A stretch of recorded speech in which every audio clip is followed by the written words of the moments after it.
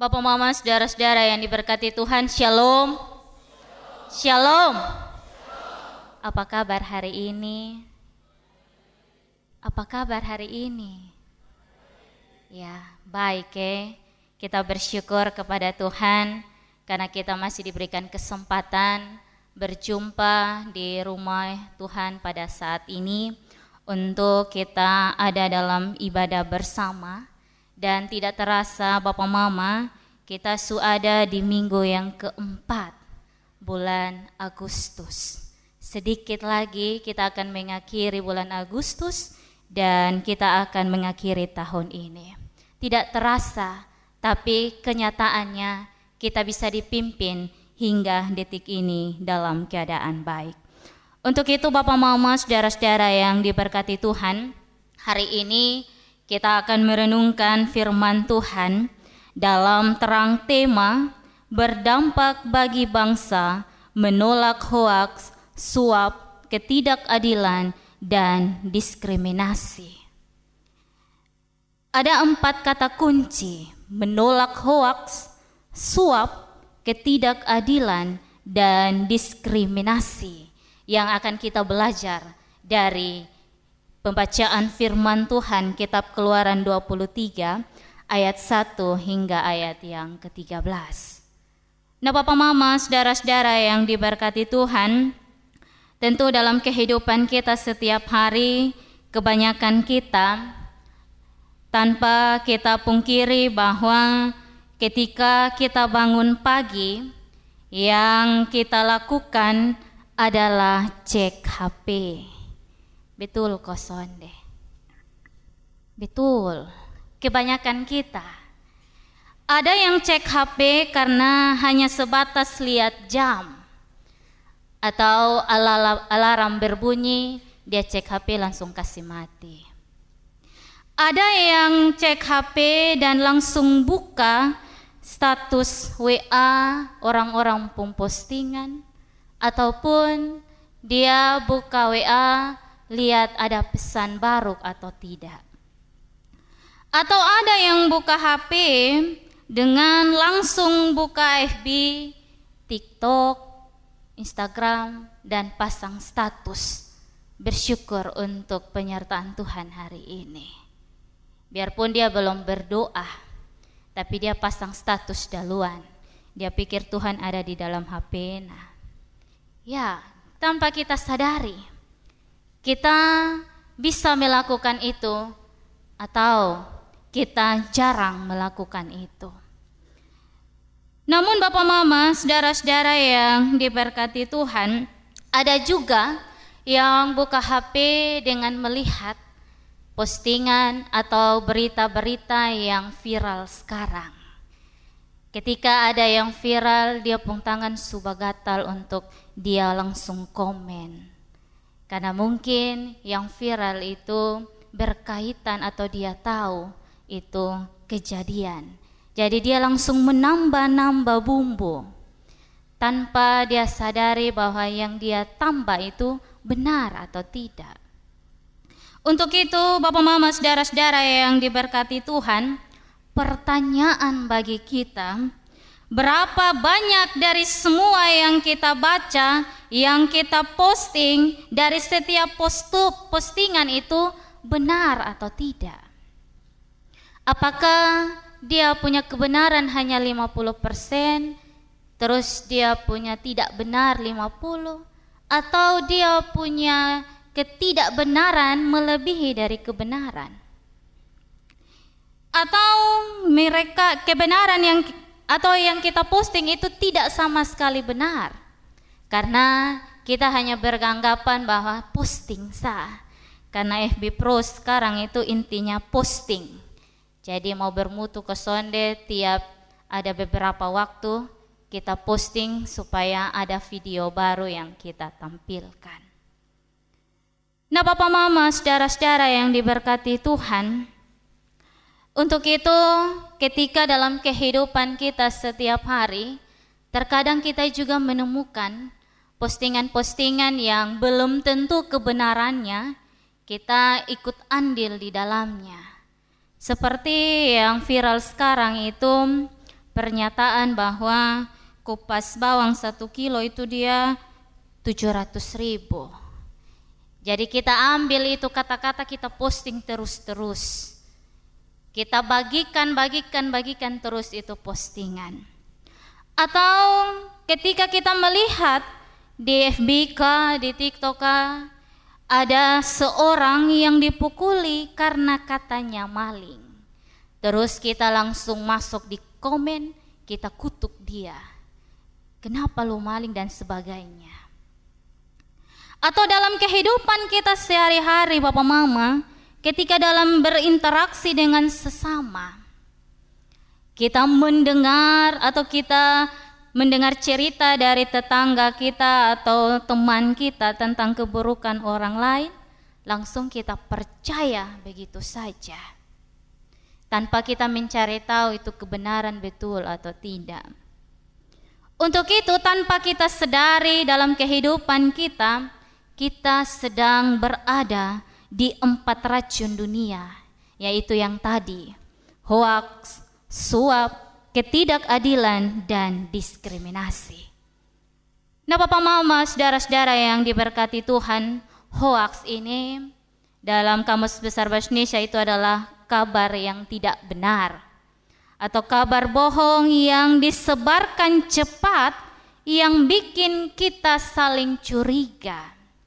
Dia punya penyebaran ini lebih cepat dibandingkan dengan yang kita baca dalam buku-buku. Ketika kabar berita ini diucapkan lewat kata-kata, dia penyebaran itu lebih cepat dibandingkan dengan kita membaca buku yang hanya kita pegang. Tapi penyebaran hoaks ini ketika disampaikan lewat kata-kata dan lewat postingan, 1 menit saja atau 1 detik sampai di luar negeri sana. Baik itu berita yang kita berikan benar, tetapi kalau tidak maka kasihan. Sehingga ada sebuah kalimat bilang begini, kebohongan yang ketika disampaikan berulang-ulang kali, maka itu akan menjadi sebuah kebenaran. Ya, hati-hati Bapak Mama yang diberkati Tuhan. Yang berikut adalah suap. Suap ini adalah cara di mana ketika kita mau menang, kita harus main curang, sehingga bikin yang jujur ini tersingkir. Hal ini tidak bisa dapat kita pungkiri. Saya kasih contoh misalnya, ketika kita mau urus sesuatu, misalnya di mana itu, tapi kita pergi, dia punya antrian ini terlalu panjang, kita nomor sekian, kita nomor 50 misalnya, tapi kita kenal orang dalam, kita pergi, kita kasih sedikit, orang bilang uang pelicin. Nah, tanpa menunggu waktu yang lama, tiba-tiba kita sudah selesai. Namun orang yang sudah mengikuti aturan antri itu, mereka tetap menunggu. Nah Bapak Mama, saudara-saudara yang diberkati Tuhan, ini adalah bukti nyata yang dalam kehidupan kita, sadar atau tidak, mungkin kita pernah lakukan atau orang terdekat kita lakukan. Yang berikut, ketidakadilan. Nah itu seperti hukum tajam ke bawah, tapi tumpul ke atas, sehingga bikin orang kecil putus asa. Nah Bapak Mama, saudara-saudara yang diberkati Tuhan, ketidakadilan ini sering kita lihat dalam berbagai postingan-postingan. Ya, kita hanya melihat bahwa ketidakadilan ini sering terjadi di kalangan kita. Misalnya, orang yang berpengaruh ketika mendapat sebuah masalah, pasti dia pun penyelesaian itu cepat. Tetapi kalau orang yang tidak berpengaruh atau dia punya kehidupan ini orang biasa-biasa saja, ketika ada masalah, pasti masalah yang sama saja, dia pun proses ini bisa memakan waktu yang lama. Nah itu tidak bisa dapat kita pungkiri dalam kehidupan kita setiap hari. Dan yang keempat Bapak Mama, diskriminasi. Nah itu kalau misalnya kita ada dalam satu persekutuan, kita ada dalam berbeda suku, bahasa, agama, namun dalam persekutuan itu kita membeda-bedakan. Suku Alor di sini, suku Timur, suku Rote, suku Sabu dan seterusnya. Kita membagi-bagi kubu. Lalu dalam kelompok itu kita menceritakan keburukan dari kelompok lain. Ya, terus kita menyebar lagi ke kelompok lain. Sehingga dalam persekutuan itu, misalnya suku Rote misalnya diceritakan, pasti orang-orang yang ada dalam persekutuan atau orang-orang yang dari suku Rote ini, mereka merasa tersinggung karena mereka punya keberadaan tidak dihargai. Nah, Bapak Mama, saudara-saudara yang diberkati Tuhan, sebagai orang percaya kita sadar bahwa Tuhan membenci keempat hal ini. Namun yang paling menyedihkan, kadang kita ikut ambil bagian di dalamnya. Ikut share suatu postingan tanpa cek dulu kebenarannya. Kita ikut tertawa saat orang lain diejek. Kita ikut diam saat melihat orang lain ditindas. Atau kita membenarkan yang salah. Orang bilang kita ikut-ikut sah. Mereka bawa kita kemana, kita ikut. Tanpa secara bijak kita menanggapi semuanya itu. Orang baru bilang itu orang di tetangga sebelah ini sonde baik, atau tetangga kos ini sonde baik karena dia pelit. Kita langsung percaya, kita langsung mengintimidasi dia dalam satu persekutuan, terus boleh pelit. Ya. Tapi kita tidak mencari tahu kira-kira dia pelit itu karena apa. Mungkin dia pelit dengan itu orang karena dalam kehidupannya dia hanya mencari-cari kesalahannya. Dia tidak pelit dengan orang lain tapi hanya pelit dengan itu orang. Jadi dia dalam kehidupannya ketika dia berinteraksi, orang yang bilang dia pelit itu bercerita kemana-mana. Dan orang ini yang diceritakan, dia merasa terasingkan. Oleh karena itu, Bapak Mama, saudara-saudara yang diberkati Tuhan, hari ini dalam kitab Keluaran 20 ayat 1 hingga ayat yang 13 kita akan sama-sama belajar. Di mana di tengah dunia yang penuh dengan ketidakadilan, korupsi yang terjadi di mana-mana, bahkan hak asasi manusia diinjak-injak, Allah berbicara melalui hukum-hukum yang diberikan kepada Musa, yang kita kenal dengan 10 hukum Taurat atau 10 hukum Allah. Nah, 10 hukum ini bukan sekedar kumpulan aturan yang harus kita taati, melainkan suara Allah untuk membangun kita sebagai anaknya yang mencerminkan karakter Allah sendiri.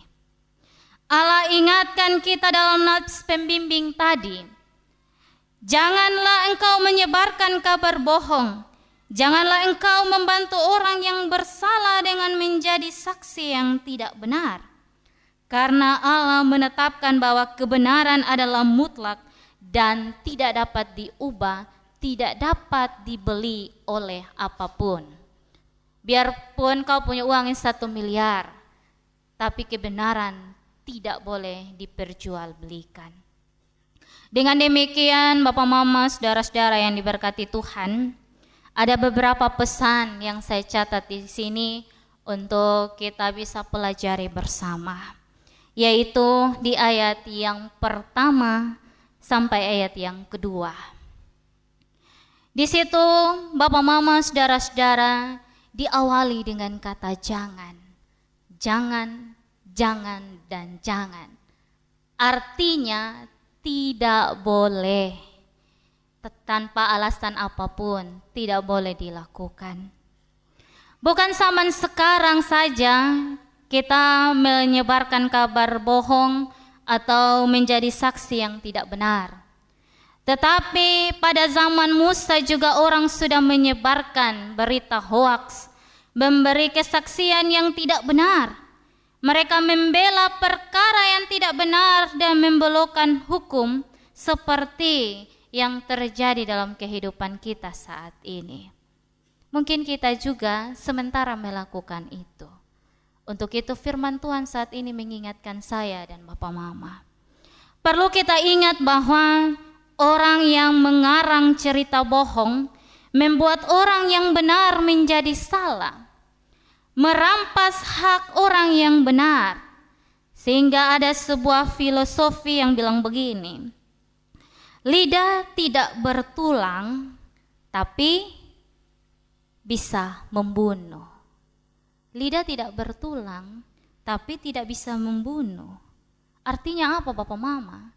Perkataan-perkataan, tindakan-tindakan kita yang kita lakukan dengan menyebarkan cerita yang tidak benar tentang seseorang, dan cerita itu terus-menerus diceritakan di mana-mana, pasti orang yang kita cerita itu kehidupannya terganggu dan bahkan psikologinya bisa terganggu dalam menjalani kehidupan ini. Kita telah membunuh karakter dia, sehingga dalam 10 hukum Taurat kita sudah melanggar hukum yang ke-6 dan yang ke-9. Ada yang tahu kok hukum ke-6 dan 9? Ya, mari kita mulai dari jangan. Ya, kita mulai hitung-hitung dengan jari, kira-kira yang ke-6 ini apa? Terus sampai 9 kira-kira apa ya? Ya, Papa Mama, hukum yang ke-6 itu jangan membunuh. Dan hukum yang ke-9, jangan mengucapkan saksi dusta tentang sesamamu. Nah, memang terkadang kita pun jempol ini lebih cepat ketika dibandingkan dengan otak. Otak belum berpikir tapi jempol sudah 1 paragraf. Ya. Memang juga kita punya mulut ini lebih cepat bicara dibandingkan dengan otak yang berpikir. Kira-kira ini kata-kata yang kita ucapkan ini baik atau tidak. Asal saja kita berbicara. Namun kita harus membiasakan diri, memposisikan diri kita dengan orang yang kita akan bicara itu. Kira-kira kalimat yang kita sampaikan ini menyakiti dia atau tidak. Ataupun dibalik, kira-kira itu kalimat itu menyakiti kita atau tidak.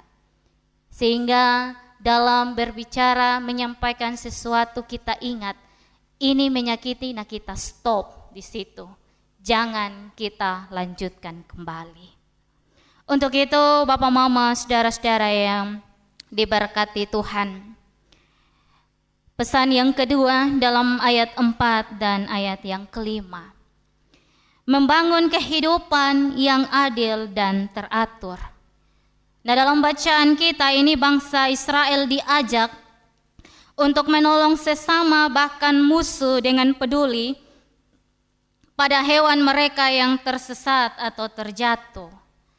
Nah, hal ini mengajarkan kepada kita di mana kita harus mau segera menolong orang yang membutuhkan pertolongan, sekalipun itu adalah musuh kita.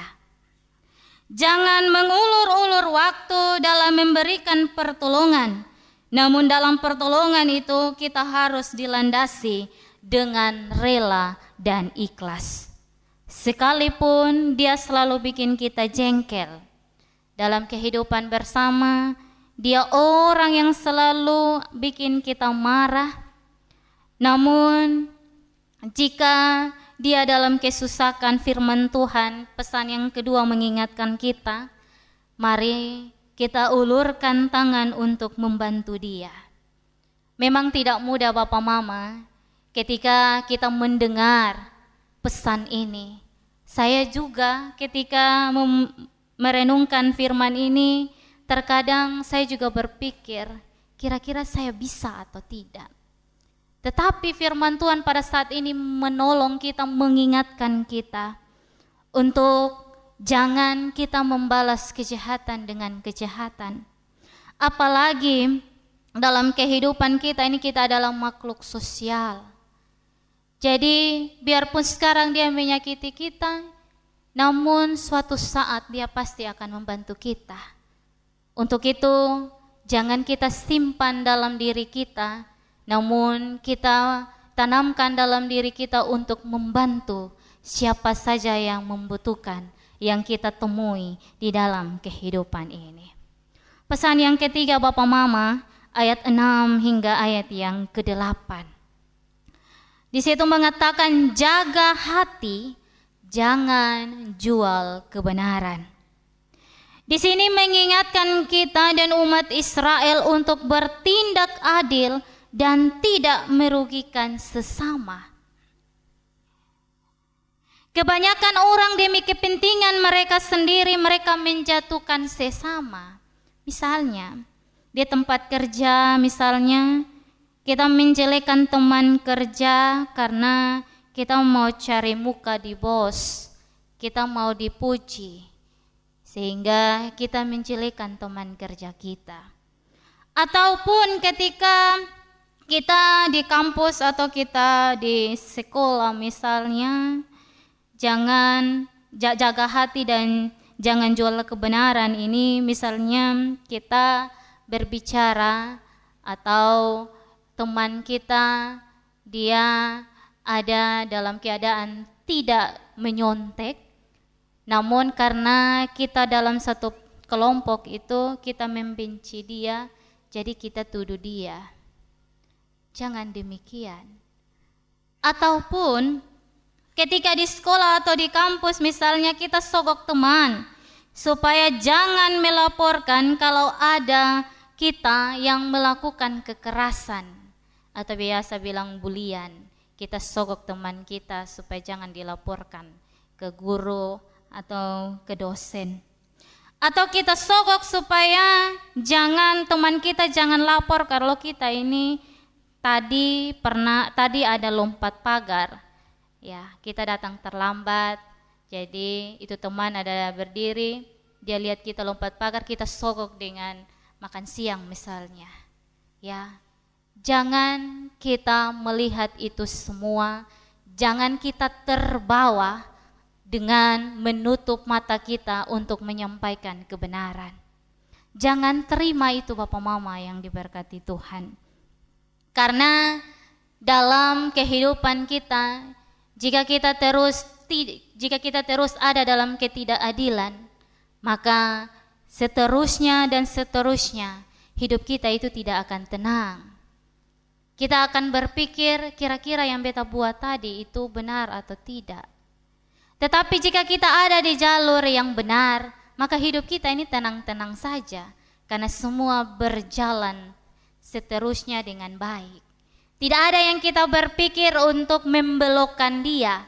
Tidak ada untuk kita berpikir bahwa nanti ini kita bikin apa supaya ini tersimpan rapi. Ini kebohongan ini tersimpan rapi. Untuk itu kita semua yang diberkati Tuhan, di mata Tuhan itu yang salah tetaplah salah. Untuk itu beranilah katakan tidak saat orang lain menyuruh kita untuk curang. Karena Tuhan sudah melihat semua yang terjadi di kolong langit ini. Sekalipun tersembunyi di mata manusia, tetapi di mata Tuhan tidak ada yang tersembunyi.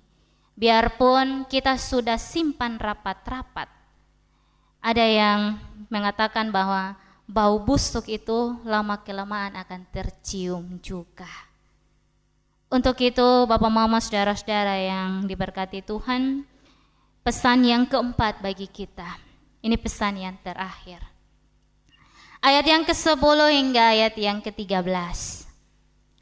Jaga waktu dan teruslah percaya kepada Tuhan. Di sini mengingatkan kita Bapak Mama yang diberkati Tuhan, kita boleh bekerja dan berusaha karena dalam kehidupan kita ini juga membutuhkan uang untuk ada menghidupi segala kehidupan kita. Tapi jangan lupa untuk kita menyisihkan waktu ada di hadirat Tuhan.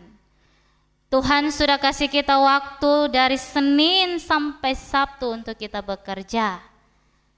Dan hari Minggu Tuhan mau untuk kita datang ke rumah Tuhan untuk berbakti bersama.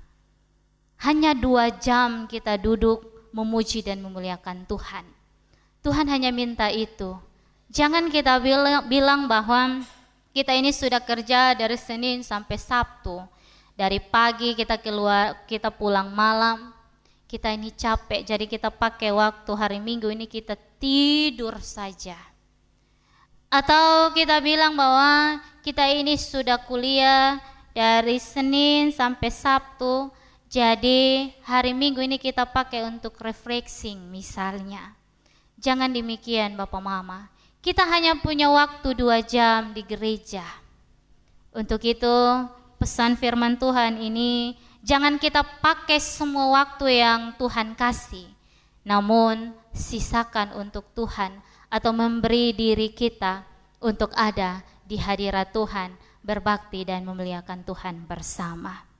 Untuk itu kita semua yang diberkati Tuhan, sekali lagi firman Tuhan mengingatkan kita untuk mari kita perhatikan bacaan firman Tuhan dan pesan-pesan yang disampaikan. Mulailah dari diri kita Bapak Mama, periksa hati kita, hidup kita, kira-kira selama ini kita sudah melakukan apa yang Tuhan mau atau tidak.